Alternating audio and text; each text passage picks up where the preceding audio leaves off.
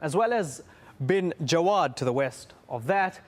And in Misrata, opposition forces say they've repelled government forces over there. As we continue to move west, it's the same story in AlJazeera, which is now being called liberated from Gaddafi's forces. It's, of course, a completely different story in the capital, Tripoli, between AlJazeera and Misrata, where there have been celebrations after the government claimed it has crushed the rebellion.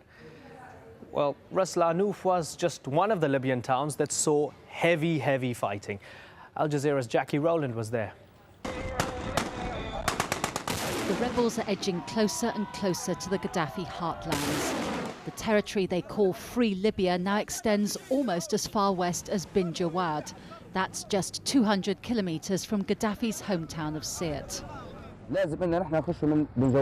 We advanced to Bin Jawad and we discovered that Gaddafi troops had recruited teenagers and made them stand on the rooftops to shoot at us. After that, we decided to withdraw from Bin Jawad to work out a new strategy to return and capture the town.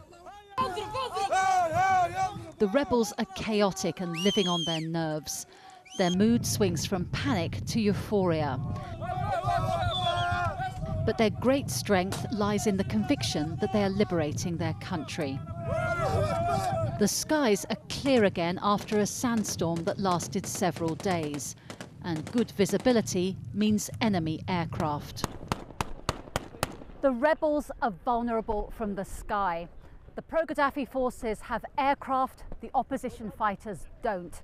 It's their one really big disadvantage. Capturing territory and capturing enemy soldiers too. The rebels take us to see a man they've been holding prisoner since Friday. He tells me he's a conscript in the Libyan army. The army asked me what my specialty was. They posted me as a sentry and said, if you leave, we will shoot you. Gaddafi's army may outgun the rebels, but the rebels outnumber the army. New volunteers are joining all the time and their morale is high. Just as well, since the heaviest fighting may still lie ahead. Jackie Rowland, AlJazeera, Ras Lanuf in eastern Libya. Well, as we've been telling you, opposition fighters say they've repelled an attack by government forces on the town of Misrata. Gaddafi's forces attacked with tanks and artillery, and reports say at least 18 people there were killed in the fighting. Misrata is the largest opposition-held town outside of the eastern part of the country.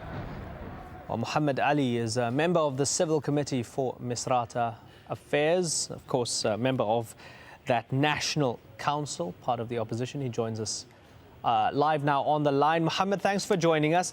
Give us some insight into the extent of your control of Misrata at present. Yes, total control.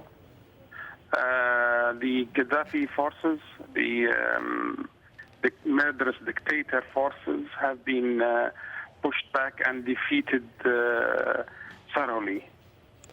We have even captured a number of them, which we will interview and send you the footage tomorrow, inshallah. You say interview them. What do you mean by interview them? Do you possibly mean interrogate them? We want them to tell their story, what's going on, where they are from, who sent them, what purpose they serve. This is an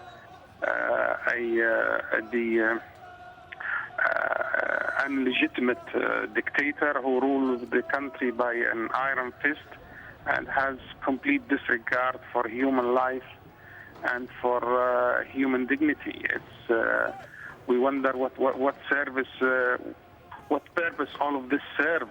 It's pointless. It's over. He should leave. What conditions are you holding them under? Very good conditions. They've been treated well. In our religion, Islam, prisoners of war are treated well. So you are treating them as prisoners of war? We do. Are they eating? Where are you keeping them at this moment in time? We are keeping them in a safe place. They are being well treated, and they will be shown on TV tomorrow. Okay.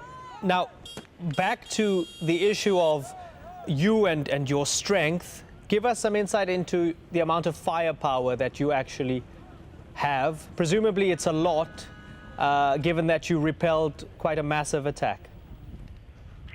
Our armory is not a lot. What we rely on is willpower and the belief that we want to liberate our country, and the amount of dislike and hate towards the system and the dictator. I heard one of your earlier reports that Gaddafi might outgun us, but he will not outnumber us, and his forces do not have the determination that we have.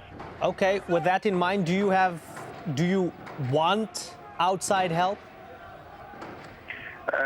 Yes, specific help. A no-fly zone is long overdue, and selective surgical strikes, I think, are called for.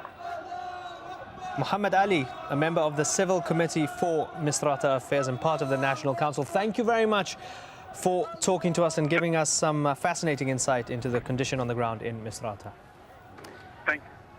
Now, opposition forces are closing in, but the Libyan leader is making a show of force of his own.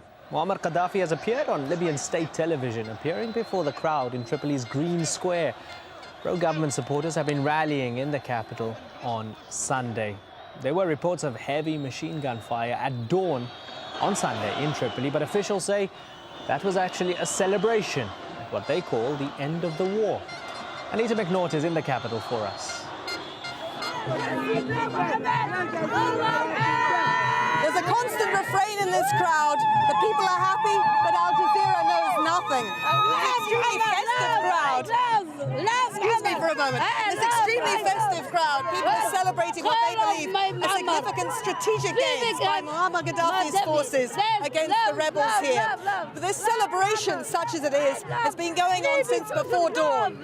Before dawn, the sound of gunfire across the city. They're telling us that gunfire was merely in celebration. And it's true, they're both firing automatic rifles here, and they're letting off volleys from anti-aircraft batteries near the port. That is government forces, but the sound of gunfire through the city has been echoing for hours now. Has it all been celebratory? It's very hard to tell. Meanwhile, the UN Secretary General has recommended sending a humanitarian assessment team to the Libyan capital, Tripoli. For more on this, let's cross over to Shihab Ratansi in our Washington, D.C. news center. Shihab? Thanks, Imran. Ban Ki-moon made the suggestion during a conversation with the Libyan Foreign Minister Moussa Koussa on Sunday. Koussa agreed to the move. Ban urged the Libyan regime to end all hostilities and comply with last week's Security Council resolution, which calls for an immediate end to the violence. His comments came a day after some opponents of the Libyan government held their first official meeting in the opposition-held city of Benghazi. It's called the Interim Transitional National Council, and it declared that it's the sole representative of all Libyans, with membership open to all. The council also stressed the desire to secure international recognition.